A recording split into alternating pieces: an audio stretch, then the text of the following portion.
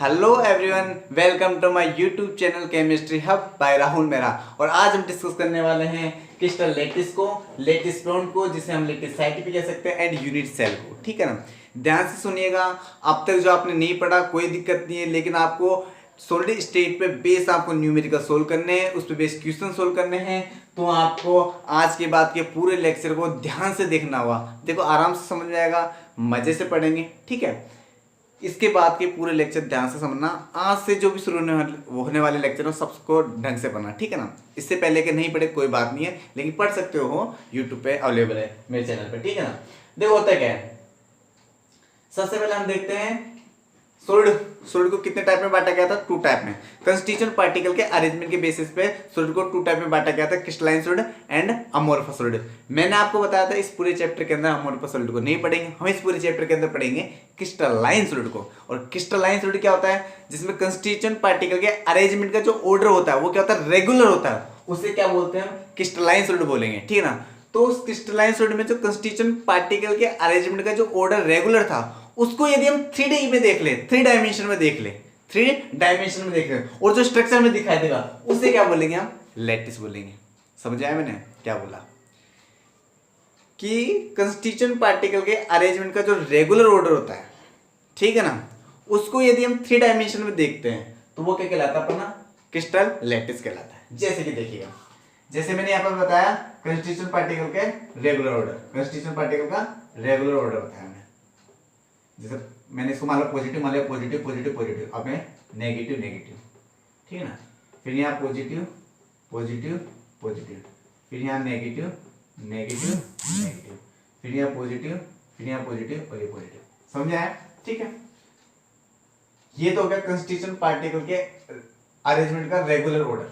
ठीक है ना, positive positive negative negative positive positive negative negative positive positive, ये तो हो गया कंस्टिट्यूएंट पार्टिकल के अरेंजमेंट का रेगुलर ऑर्डर। ठीक है ना, अब यदि हम इन्हें 3D में देखें या 3 डायमेंशन में देखें, तो जो हमारा स्ट्रक्चर बनेगा, जो दिखाई देगा, वो हमारा क्या होगा, लैटिस होगा। ठीक है, जैसे कि इसे 3D में देखते हैं।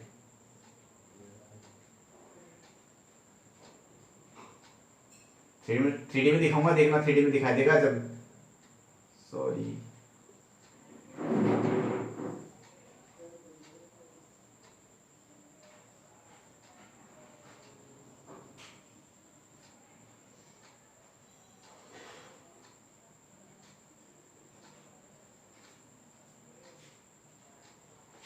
ठीक है, तो ये जो कंस्टिट्यूएंट पार्टिकल के अरेंजमेंट का जो रेगुलर ऑर्डर था, यदि मैंने उसको तो 3D में देखो दिखाई देगा आपको, ऐसे डब्बे डब्बे से दिखाई दे रहे होंगे अगर आप पॉइंटों को जोड़ते देखोगे। ठीक है ना, तो इन कंस्टिट्यूएंट पार्टिकल के अरेंजमेंट का रेगुलर ऑर्डर को जब हम 3 डायमेंशन में देखेंगे तो हम उसे क्या बोलते हैं, क्रिस्टल लैटिस बोलते हैं। तो हम डेफिनेशन बोल सकते हैं कि ए रेगुलर ऑर्डर्ड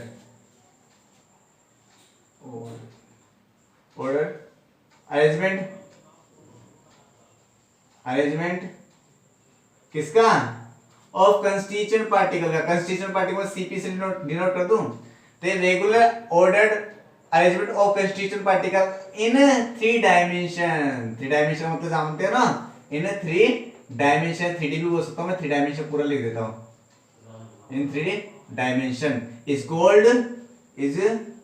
कॉल्ड देखो लैटिस बोल सकता हूं, ये क्रिस्टल लैटिस बोल सकता हूं। क्रिस्टल बोलने का इसलिए मतलब नहीं क्योंकि मैंने ऊपर लिख दिया regular order arrangement of constituent particle. Regular order किसमें होता है, क्रिस्टल में होता है, तो यहाँ पे क्रिस्टलाइन सॉलिड लिखने की जरूरत नहीं है, तो मैं लिख सकता हूं सीधा, इज कॉल्ड लैटिस। ठीक है ना, तो इसकी डेफिनेशन हो गई है, a regular order arrangement of constituent particle in 3 dimension is called lattice. 3 dimension जानते हो ना, ये एक्स एक्सिस होगा तो y, 2 एक्सिस होगा तो 2D, ठीक है ना, y एक्सिस भी होगा तो क्या होगा, 2D एंड 3 z एक्सिस होगा, z एक्सिस ऐसा हो सकता है ना, तो z एक्सिस होगा तो 3D, 3 डायमेंशन। ठीक है ना, ये बात समझ आए ना।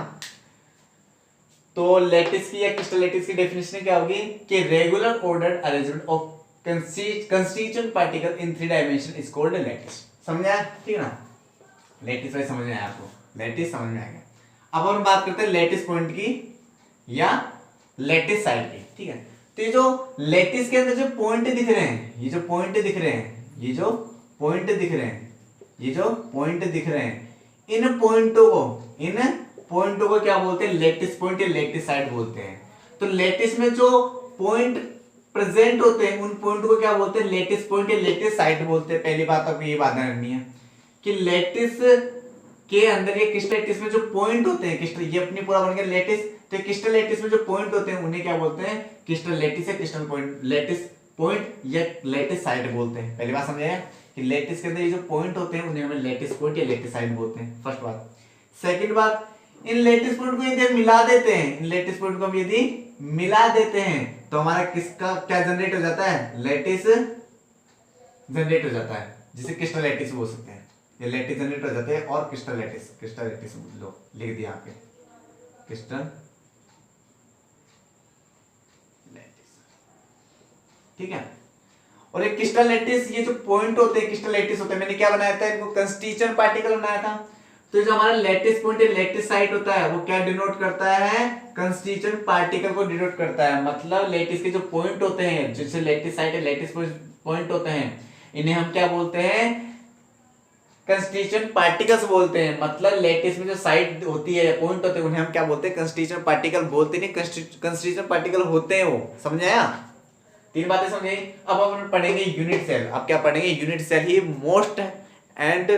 मोस्ट इस पूरे चैप्टर का पर बेस बोल सकते हैं यूनिट सेल को, ठीक है। तो देखते हैं यूनिट सेल एक्चुअली में होता क्या है, यूनिट सेल एक्चुअली में होता क्या है। तो देखना, ये लेटिस है, ठीक है ना, कंस्टीट्यूएंट पार्टिकल के अरेंजमेंट का रेगुलर ऑर्डर को 3 डायमेंशन में देखा, मतलब लेटिस है। अब इस लेटिस में देखो, मैं इसको मैं थोड़ा डार्क कर रहा हूं तो आपको कुछ एक अलग सा पॉइंट दिखेगा। देखना, इसको मैं अलग सा पॉइंट डार्क करूंगा तो देखना यहाँ पे अलग सा दिखेगा,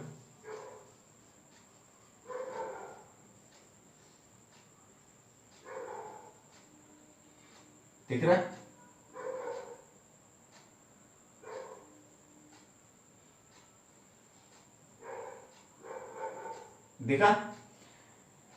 दिख रहा नहीं, ये जो मैंने डार्क किया है वो आपको ऐसा दिख रहा होगा, ऐसा डब्बा दिख रहा होगा, ऐसा डब्बा दिख रहा होगा, ऐसा क्यूब सा जैसा डब्बा दिख रहा होगा।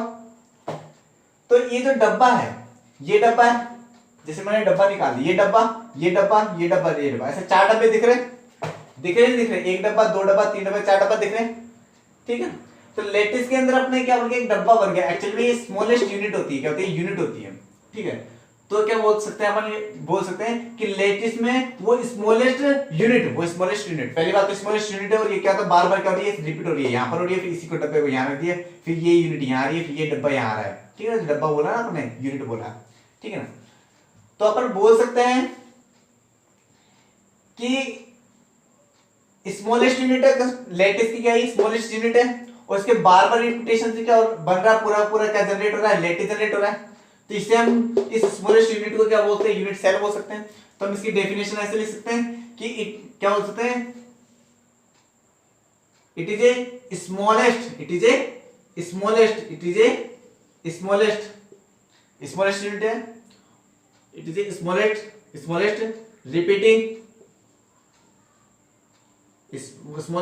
Repeating unit in lattice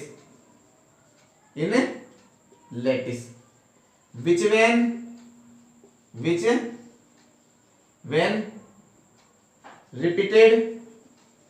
repeated over and over, बार बार रिपीट से over and over again generated a complete lattice, ठीक है ना, इज कॉल्ड यूनिट सेल।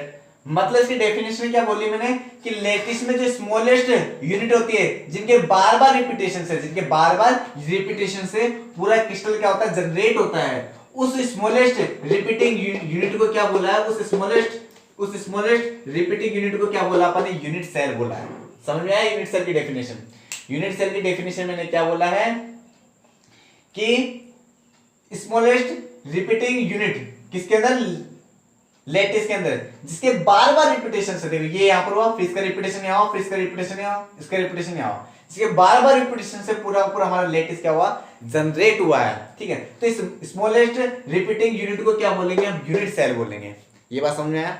ठीक है, तो अपन बोल सकते हैं कि इसको हम किस तरीके से डिफाइन कर सकते हैं कि it is a smallest repeating unit in lattice, किसके अंदर? लेटिस, विच व्हेन, जिसके बार बार रिपीट होने से, जिसके बार बार रिपीट होने से पूरा लेटिस क्या हो रहा है? जनरेट हो रहा है। उस स्मॉलेस्ट रिपीट यूनिट को क्या बोलते हैं अपन? यूनिट सेल बोलते हैं। ये बात समझ आया? ठीक है, आज के लिए अपने इतना ही पढ़ते हैं, छोटा लेक्चर है, टाइम नहीं है, ठीक है ना। कल हम यूनिट सेल के टाइप को पढ़ेंगे, ठीक है ना। यूनिट सेल के टाइप को पढ़ेंगे तो तो अपन ने यहाँ पर 3 चीजें पढ़ी। एक तो क्रिस्टल लैटिस क्या होता है? Regular irregular ordered arrangement of constituent particle in 3 dimension is called lattice.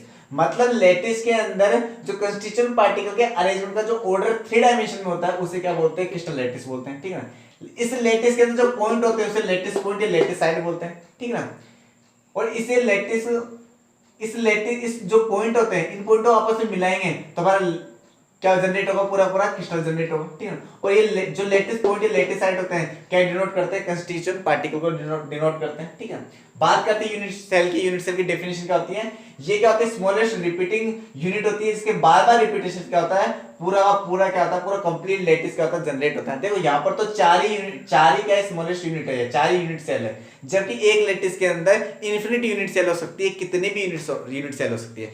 केवल आज हमने 3 ही चीज पढ़ी, क्रिस्टल लैटिस को देखा, लैटिस पॉइंट या लैटिस साइड को देखा और यूनिट सेल को देखा। इसके अपन आगे यूनिट सेल के क्लासिफिकेशन को देखेंगे, वही हमारा बहुत ही इंपॉर्टेंट टॉपिक होने वाला है, ठीक है ना। उसको अच्छे से देखेंगे, ठीक है। आज के लिए इतना ही काफी। Thank you. और कोई भी इससे डाउट होता है इनकी डेफिनेशन से रिलेटेड कमेंट बॉक्स में कमेंट करिएगा। Thank you, bye.